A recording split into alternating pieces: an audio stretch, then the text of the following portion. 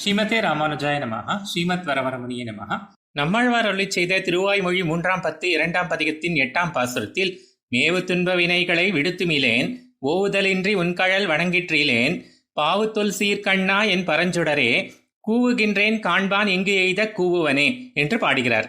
எள்ளில் உள்ள எண்ணெய் போலவும் அரணிக்கட்டையில் உள்ள நெருப்பை போலவும் பிரிக்க முடியாதபடி ஆத்மாவுடன் பொருந்தியுள்ளதாகவும் துக்கத்தை ஏற்படுத்த வல்லதாகவும் உள்ள புண்ணிய பாப ரூபங்களான இருவகைப்பட்ட வல்வினை எனப்படும் பாவங்களை அவற்றை போக்க வல்லதான தவம் ஞானம் போன்றவற்றால் நான் போக்கிக் கொள்ள முயலவில்லை. உன் திருவடிகளை எப்போதும் தியானித்து உன்னை நேரடியாக காண்பதற்கான வழி ஏதும் ஆராயவும் இல்லை என்று கூறுகிறார்.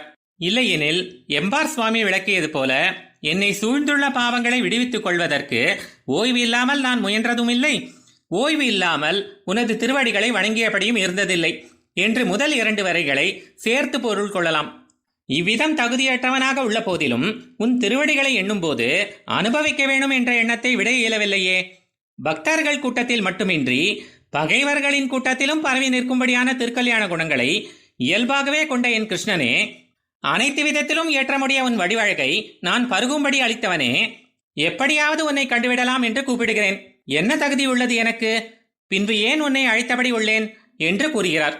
ஆழ்வார் எம்பெருமானார் ஜீயர் திருவடிகளே சரணம்.